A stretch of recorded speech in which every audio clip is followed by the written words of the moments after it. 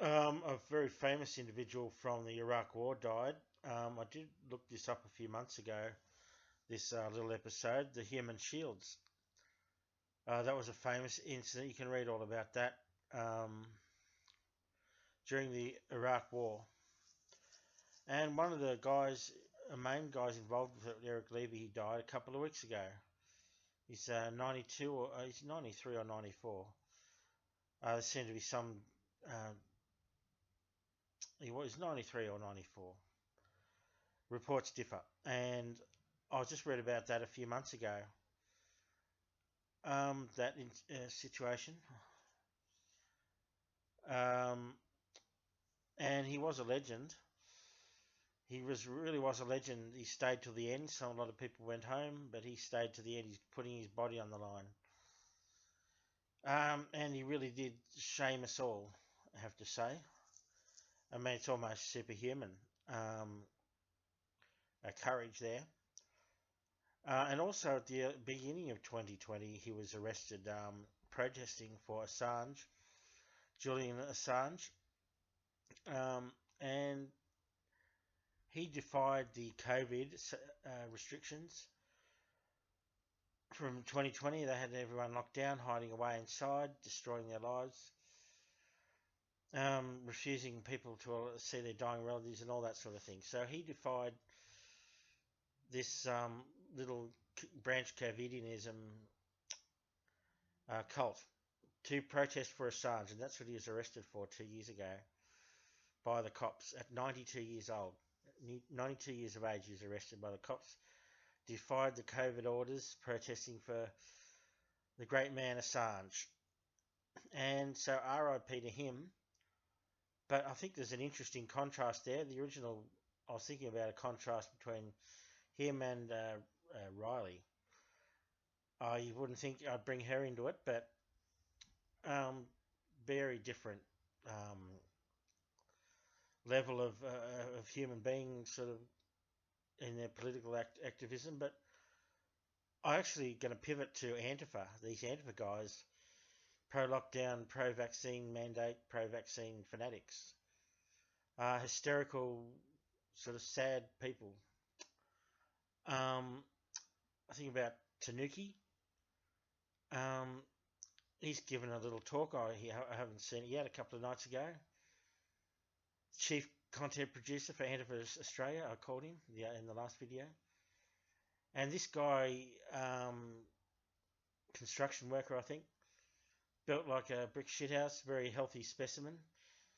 Hiding inside like a little girl from a coronavirus, the new plague, so-called, which didn't turn out that way. And the contrast between the heroism of Eric Levy and this big galoot and his Antifa mates all running around with their masks.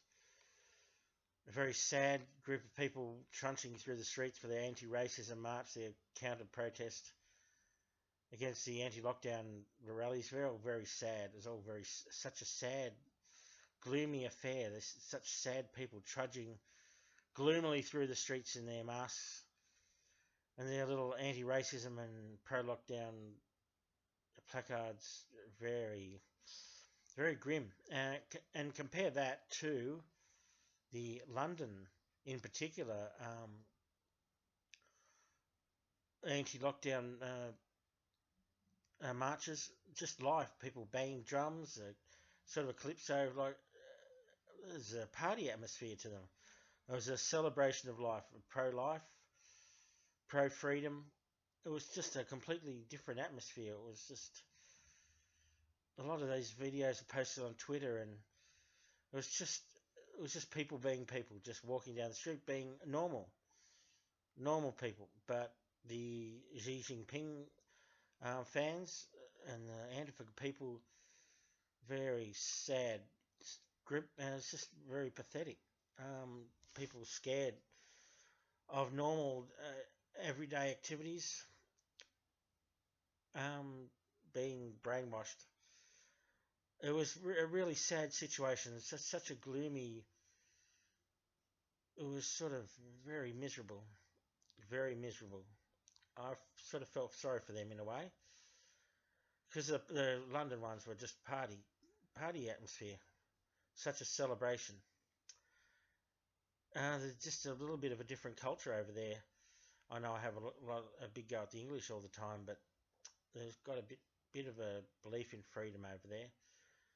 But unlike the Australians, dog brained suburbanites here, who do whatever they're told pretty much, except for a few people. And it's just a very, very different situation. So I was comparing Eric, great man, a superhuman man, sort of a god, like a god he was, a demigod, to, Riley's piss weak sort of activism, pathetic, sort of whiny, just a flibbity gibbet, very pathetic, sort of superficial person underneath the surface. And these Antifa guys, this big galoot Tanuki, just hiding inside, pathetic, sort of sad creatures. And you have to feel sorry for them if they weren't such sort of fascistic sort of fanatics, freedom-hating maniacs. You'd sort of feel a bit sorry for them because they are sad and pathetic. But the great man has gone.